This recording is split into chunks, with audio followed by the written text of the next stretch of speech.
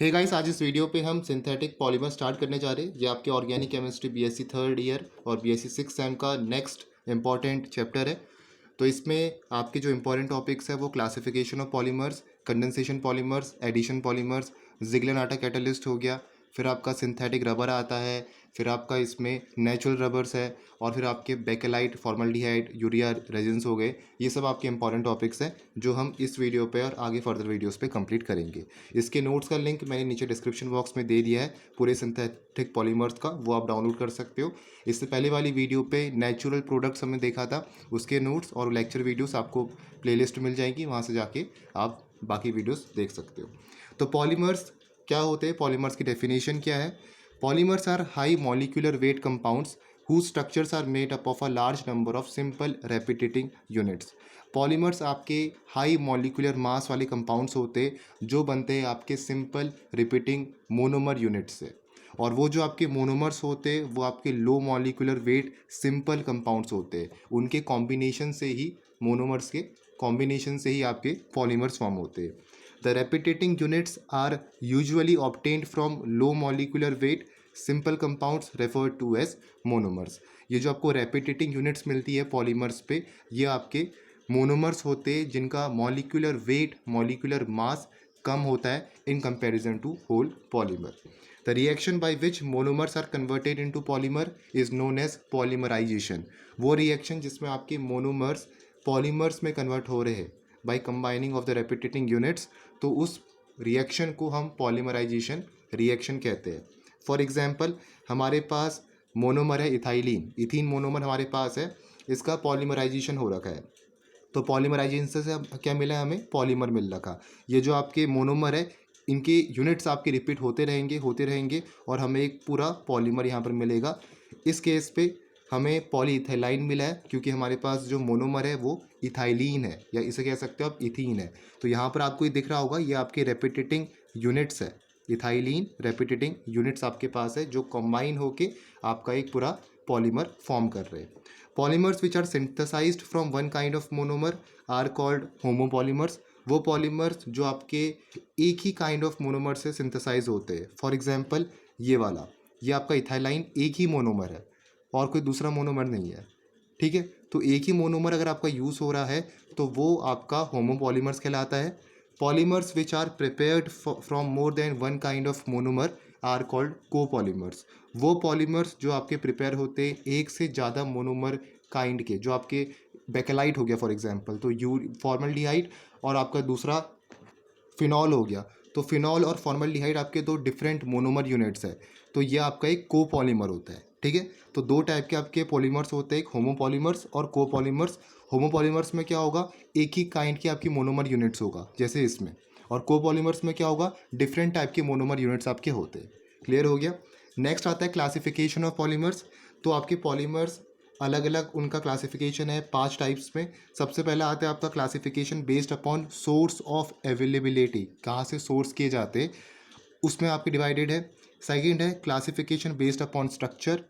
Third है classification based upon mode of polymerisation.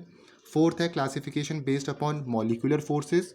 Fifth है classification based upon the type of mechanism involve during the growth of polymerisation.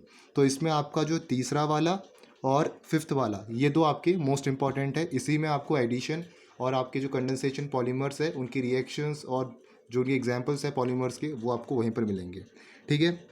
लेकिन हम सभी देखेंगे एक बार रिवाइज हम कर लेंगे कि क्या क्या चीज़ें आपके दूसरे वाले क्लासिफिकेशंस पे आते हैं। खाली हमें देख रहे हैं कि क्या क्या चीज़ उसमें आती है, ज़्यादा डिटेल पे हमें नहीं जाना है, हमें थर्ड वाला और फिफ्थ वाले में ज़्यादा फोकस करना है, ठीक है। क्लासिफिकेशन बेस्ड अपॉन सोर्स, तो कहाँ से सोर्स किए जाते हैं, ये आपके 3 टाइप से डिवाइडेड है। पहला आपके नेचुरल पॉलीमर्स, दूसरा आपके सेमी सिंथेटिक पॉलीमर्स, और तीसरा आपका सिंथेटिक पॉलीमर्स। तो बेस्ड अपॉन सोर्स कहाँ से आपके आते हैं, 3 टाइप से डिवाइडेड है, ये 3 टाइप्स आपके यहाँ पर है, ठीक है। दूसरा क्लासिफिकेशन आपका आता है क्लासिफिकेशन बेस्ड अपॉन स्ट्रक्चर। इन पॉलीमर्स का स्ट्रक्चर कैसा कैसा हो सकता है, तो वो आपकी 3 टाइप से डिवाइडेड है। पहला आपका लीनियर पॉलीमर आता है, दूसरा ब्रांच्ड चेन है, तीसरा क्रॉस लिंक्ड है। तो लीनियर पॉलीमर आपके कुछ इस टाइप के स्ट्रक्चर के होते हैं, ब्रांच्ड चेन पॉलीमर आपके कुछ इस टाइप के स्ट्रक्चर्स के होते हैं, ब्रांचेस आपको दिखेगी इसमें, और क्रॉस लिंक आपके कुछ ऐसा होता है, क्रॉस लिंकेज होता है दो आपके कार्बन चेन्स के बीच में या दो एटम्स के बीच में या कार्बन कार्बन के बीच में सल्फर का वो हो गया आपका लिंकेज हो गया। तो इस तरीके से आपको लिंकेज देखने को मिलता है पॉलीमर्स पे, तो वो आपके क्रॉस लिंकेज या क्रॉस लिंकेज पॉलीमर पे आपके यहाँ पर आते हैं। ठीक है, तीसरा आता है आपका classification based upon mode of polymerization. तो दो आपके मेन पॉलीमर्स है जो क्लासीफाई होते हैं अपॉन मोड ऑफ पॉलीमराइजेशन, किस तरीके से पॉलीमराइजेशन अकर हो रहा है। सबसे पहला आता है एडिशन पॉलीमर, या उसे हम एडिशन पॉलीमराइजेशन भी कहते हैं, और दूसरा आता है आपका कंडेंसेशन पॉलीमर, इसे हम कंडेंसेशन पॉलीमराइजेशन भी कहते हैं। तो सबसे फर्स्ट में है आपका addition polymers and addition polymerization. तो addition polymers are formed by the repeated addition of a large number of same or different monomers possessing double or triple bonds, and the process by which addition polymers are formed is called addition polymerization. Addition polymer में क्या होता है, addition polymer में आपके या तो आपका same monomer होगा या तो आपके दो डिफरेंट टाइप के मोनोमर होंगे, उनका रिपीटेड एडिशन होता है और उन मोनोमर्स में आपके डबल बॉन्ड या ट्रिपल बॉन्ड प्रेजेंट होंगे, तो उनके रिपीटेड एडिशन से आपको एक पॉलीमर यहाँ पर मिलता है। फॉर एग्जांपल हमारे पास इथाइलाइन है, या आप इसको इथीन भी कह सकते हो, ये आपका मोनोमर है। ये मोनोमर आपका क्या है, एक ही टाइप का मोनोमर है, इसमें आपके दो डिफरेंट मोनोमर्स नहीं है। ठीक है, तो ये मोनोमर क्या करेगा, ये मोनोमर आपके दूसरे ऐसी रेपिटेटिंग यूनिट्स होंगे मोनोमर्स के, वो कंबाइन करेंगे और इन मोनोमर में आपका डबल बॉन्ड भी प्रेजेंट है, कंबाइन करके आपका एक पॉलीमर यहाँ पर फॉर्म होता है। तो इसमें आपको एडिशन देखने को मिलेगा, रेपिटेड एडिशन देखने को मिलता है सेम टाइप के मोनोमर का या दो डिफरेंट टाइप के मोनोमर का, जिस मोनोमर में डबल बॉन्ड या ट्रिपल बॉन्ड प्रेजेंट है। सिमिलर केस ले लो इसका, प्रोपेलिन का मोनोमर आपके पास ये है, ठीक है, डबल बॉन्ड आपके पास यहाँ पर प्रेजेंट है। तो ऐसे ही आपके जो मोनोमर यूनिट्स होगी प्रोपेलाइन की, ऐसे आपके different different repeating units combine होंगे और आपका यहाँ पर पॉलीप्रोपिन पॉलीमर फॉर्म करेंगे। ठीक है, तो ये होते हैं आपके एडिशन पॉलीमर्स या एडिशन पॉलीमराइजेशन भी इसको हम कहते हैं। क्या होते हैं एडिशन पॉलीमर्स या एडिशन पॉलीमराइजेशन पे, आपका जो सेम टाइप के मोनोमर है जिसमें डबल बॉन्ड या ट्रिपल बॉन्ड प्रेजेंट है, उनका रेपिटेटेड एडिशन होता है। रेपिटेटेड एडिशन से आपके यहाँ पर एडिशन पॉलीमर्स बनते हैं। ठीक है, कुछ और एग्जांपल्स आपके, अब आपके जो ये एडिशन पॉलीमर्स होते हैं, ये आपके एडिशन होमोपॉलीमर्स भी हो सकते हैं या एडिशन कोपॉलीमर्स भी हो सकते हैं। होमोपॉलीमर्स मतलब जिसमें आपका एक ही मोनोमर यूनिट है, और कोपॉलीमर्स मतलब जिसमें दो डिफरेंट टाइप के मोनोमर यूनिट्स है। तो अभी हम बात करें एडिशन होमोपॉलीमर्स की, जिसमें आपका एक ही मोनोमर है, जैसे ब्यूटाडाइन, तो इसका पॉलीमर क्या है, पॉलीब्यूटाडाइन। ऐसे ही आपके ब्यूटाडाइन के डिफरेंट डिफरेंट यूनिट्स आपके कंबाइन होंगे और पॉलीब्यूटाडाइन आपको फॉर्म करके देंगे यहाँ पर पॉलीमर। फिर आता आपका टेट्राफ्लोरोइथाइलिन, या इसे हम कहते हैं PTFE, या आपका टेफ्लोन इसको हम कहते हैं। पॉलीमर आपके पास होता है पॉली टेट्राफ्लोरोइथाइलिन, या इसको आप टेफ्लॉन भी कहते हो। इंपॉर्टेंट मोनोमर है, इंपॉर्टेंट पॉलीमर है आपका टेफ्लोन। मोनोमर अगर आपके पास विनाइल क्लोराइड है, CH2 double bond CH single bond Cl, तो ऐसे ही आपके रेपिटेटिंग यूनिट्स होंगे विनाइल क्लोराइड के, कंबाइन करोगे एडिशन होगा और आपको मिलेगा यहाँ पर PVC, जिसे हम कहते हैं पॉली विनाइल क्लोराइड। ये भी आपका एक इंपॉर्टेंट पॉलीमर है। फिर आता है आपका आइसोप्रीन। आइसोप्रीन क्या हुआ, 2-मिथाइल-1,3 ब्यूटाडाइन, वो होता है आपका आइसोप्रीन। तो आइसोप्रीन की अलग अलग यूनिट्स कंबाइन होगी और आपको मिलेंगे यहाँ पर सिस पॉली आइसोप्रीन, या इसको हम नेचुरल रबर भी कहते हैं। तो ये कुछ इंपॉर्टेंट एग्जाम्पल्स है आपके एडिशन पॉलीमर्स के। अगला जो पॉलीमर है वो है कंडेंसेशन पॉलीमर। ये हम classification based upon mode of polymerization की बात कर रहे हैं, तो उसमें दो टाइप्स के आपके पॉलीमर्स आते हैं। एक आता है एडिशन पॉलीमर जो अभी हमने देखा, और दूसरा आपका कंडेंसेशन पॉलीमर, या इसको हम कंडेंसेशन पॉलीमराइजेशन भी कहते हैं। तो क्या होते हैं कंडेंसेशन पॉलीमर, आपको यहाँ पर कंडेंसेशन नाम सुन के आपको लग रहा होगा कि यहाँ से H2O का आपका रिमूवल होता है। तो वही सेम चीज़ जो आप कंडेंसेशन रिएक्शन पे जो छोटी क्लासेस में आप पढ़ते थे, वही लॉजिक सेम आपका कंसेप्ट है। कंडेंसेशन मतलब लॉस ऑफ वाटर हो गया, या कार्बन डाइऑक्साइड हो गया, या HCl हो गया, तो उनका आपका लॉस होता है स्मॉल स्मॉल मॉलिक्यूल्स का। तो डेफिनेशन क्या लिखी है, condensation polymers are formed by repeated condensation reaction between two bifunctional or trifunctional monomer units. आपके दो बाईफंक्शनल और ट्राईफंक्शनल जो आपके मोनोमर यूनिट्स होते हैं, दो डिफरेंट मोनोमर यूनिट्स होते हैं, उनके रिएक्शन से आपकी कंडेंसेशन रिएक्शन होती है। It occur usually with the elimination of small molecule like water alcohol, ammonia, CO2, HCl, etc. And the process by which condensation polymers are formed is called condensation polymerization. तो condensation polymerisation में क्या हो रहा है, पहली बात तो आपके दो different बाईफंक्शनल or trifunctional monomer units है, और इसमें आपका कंडेंसेशन रिएक्शन पे या तो आपके जो वाटर मॉलिक्यूल्स होंगे, अल्कोहल के मॉलिक्यूल्स होंगे, अमोनिया, CO2, HCl, तो इस तरीके का आपका यहाँ पर ये स्मॉल मॉलिक्यूल्स का लॉस होता है, एलिमिनेशन होता है कंडेंसेशन पॉलीमर्स पे या कंडेंसेशन पॉलीमराइजेशन रिएक्शन पे. एग्जाम्पल क्या लिखा है, nylon 66 is obtained by condensation polymerization of two molecules. Nylon 66 आपका एक कंडेंसेशन पॉलीमराइजेशन से आपका एक पॉलीमर जो ऑब्टेन होता है, दो डिफरेंट मोनोमर्स इसमें आपके होते हैं. सबसे पहला है आपका हेक्सा मिथाइलिन डाइअमीन. नाइलॉन 66 में दो मोनोमर यूनिट्स आपके होते हैं, पहला है आपका हेक्सा मिथाइलिन डाइअमीन और दूसरा है एडिपिक एसिड, ईच कंटेनिंग दो functional groups with the loss of water molecule. दोनों में आपके दो दो फंक्शनल ग्रुप्स है, इसमें आपके दो फंक्शनल ग्रुप्स है, यहाँ पर भी आपके दो फंक्शनल ग्रुप्स COOH लगे हुए सेम है, लेकिन दो आपके अटैच यहाँ पर है. ठीक है, दोनों पे. तो हमारे पास नाइलॉन 66 में क्या है, दो डिफरेंट मोनोमर है. एक आपका हेक्सा मिथाइलिन डाइअमीन होता है, जिसका आपका जो स्ट्रक्चर होता है, फॉर्मूला होता है, ये होता है CH2 NH2 NH2. ठीक है, N मतलब बहुत सारे आपके ये मोनोमर यूनिट्स है. Adipic acid CH2 COOH. N मतलब बहुत सारे एडिपिक एसिड्स के मोनोमर यूनिट्स है. तो दोनों का कॉम्बिनेशन होगा, कंबाइन होंगे और आपका H2O का रिमूवल होता है. कैसे होगा, देखो NH2 आपके पास यहाँ पर है. ठीक है, तो आपका दो H2 यहाँ से, एक H यहाँ से, या ये कह सकते हो कि आपका एक OH यहाँ से और एक H यहाँ से, इसका आपका H2O का रिमूवल हो रहा है और फिर आपकी कंबाइन होके आपका नाइलॉन 66 बन रहा है. ठीक है, एक चीज़ मैंने यहाँ पर मिस्टेक कर दी, मैंने यहाँ पर नाइट्रोजन की जगह कार्बन लिख दिया, क्योंकि यहाँ पर आपका OH अगर यहाँ से गायब हो रहा है, एक H आपका यहाँ से गायब हो रहा है, तो यहाँ पर आपका NH होना चाहिए. ठीक है, तो ये आपका NH होगा इस तरीके से. ठीक है, तो NH सिंगल बॉन्ड COO, फिर CH2 फिर आपका COO, तो COO ऐसे ही रहा. OH आपका यहाँ से गायब हो गया, फिर अगली आपकी हेक्सा मिथाइलिन डाइअमीन की यूनिट होगी, वहाँ से आपका क्या गायब होगा, एक हाइड्रोजन गायब होगा, तो OH और एक हाइड्रोजन नाइट्रोजन का, तो H2O यहाँ से गायब हो गया. फिर हम कह सकते हैं कि अगर इसको हम N की टर्म्स में देखें तो 2N-1 H2O आपके जो मॉलिक्यूल्स है वाटर के, वो आपका एलिमिनेट कर रहे हैं. ठीक है, तो इस तरीके से आपका नाइलॉन 66 का फॉर्मेशन होता है और ये आपका कंडेंसेशन पॉलीमर का इंपॉर्टेंट एग्जाम्पल है. और एग्जाम्पल्स क्या हो सकते हैं कंडेंसेशन पॉलीमर के, जैसे आपका टेरिलीन और डेक्रॉन, एक ही है, टेरिलीन डेक्रॉन भी कह सकते हो, या डेक्रॉन को हम टेरिलीन भी कहते हैं. तो इसके जो मोनोमर्स होते हैं, इथाइलाइन ग्लाइकोल और टेराथैलिक एसिड या मिथाइल एस्टर भी यहाँ पर ले सकते हैं. ये आपका डेक्रॉन के मोनोमर्स है. दूसरा आता है बेकेलाइट, मोस्ट इंपॉर्टेंट है, आगे हम पढ़ेंगे डिटेल पे. फिनोल और फॉर्मल्डिहाइड, फिनॉल और फॉर्मल्डिहाइड मोनोमर है, क्लास 12 पे भी आपने पढ़ा हुआ है. मेलामिन फॉर्मल्डिहाइड रेजिन, ये उतना इंपॉर्टेंट नहीं है. मेलामिन और फॉर्मल्डिहाइड दो मोनोमर होते हैं, इन दोनों के कॉम्बिनेशन से ही आपका ये पॉलीमर बनता है. और तीसरा है आपका fourth nylon 6. Nylon 6 important polymer है, इसका जो मोनोमर है वो कैप्रोलेक्टम है, इसको भी हम यहाँ पर देखेंगे. ठीक है, ये भी हम देखेंगे पॉलीएमाइड्स के अंदर. तो ये होते हैं आपके कंडेंसेशन पॉलीमर्स.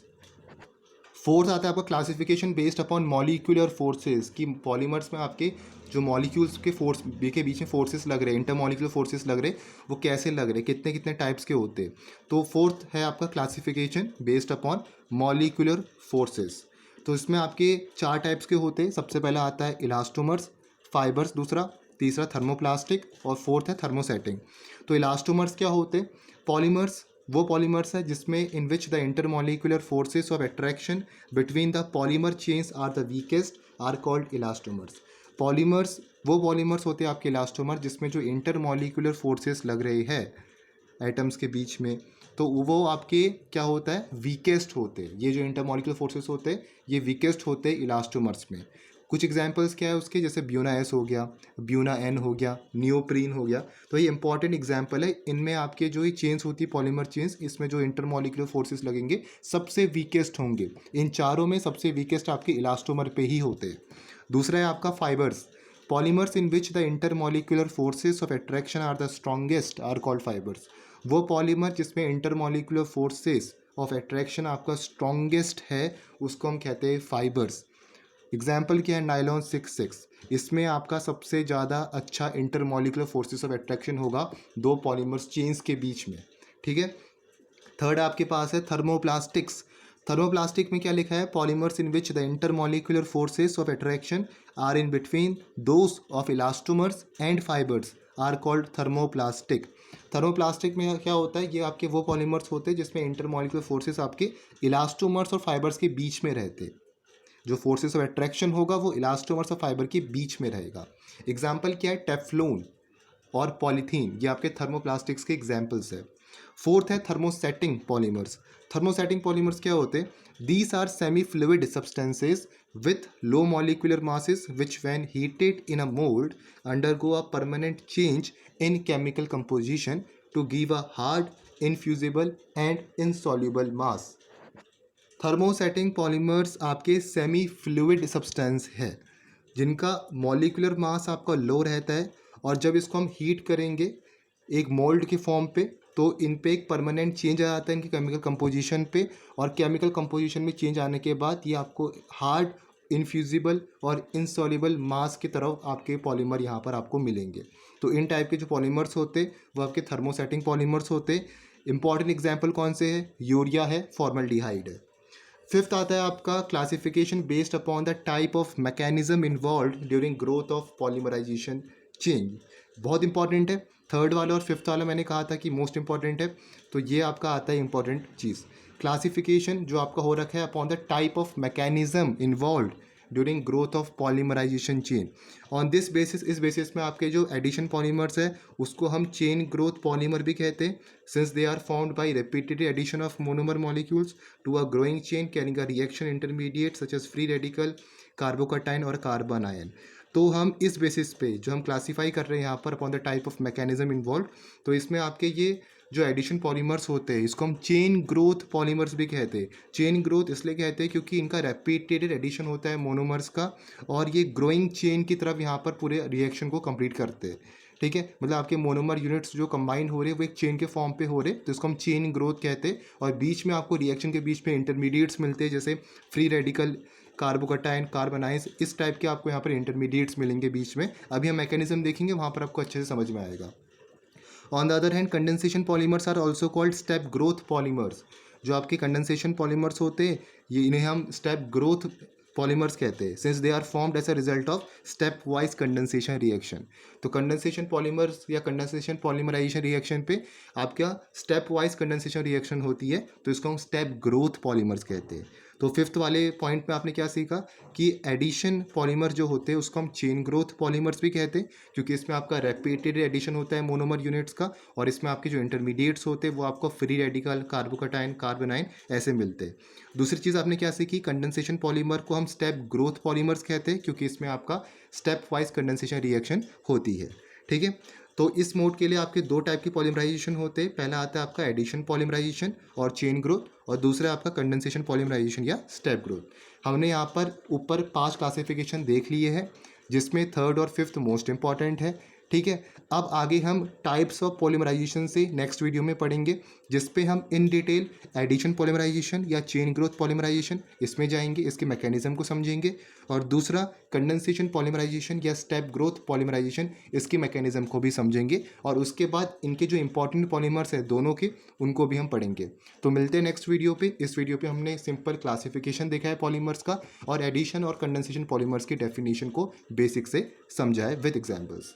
तो hope you like this video. बाकी नोट्स का लिंक नीचे आपको मिल जाएगा, डाउनलोड कर सकते हो। टेलीग्राम ग्रुप में भी आप ज्वाइन हो सकते हो, वेबसाइट में भी नोट्स मैंने अपलोड कर दिए, वहाँ से भी आप डाउनलोड कर सकते हो। So hope you like this video. Thank you for watching this video.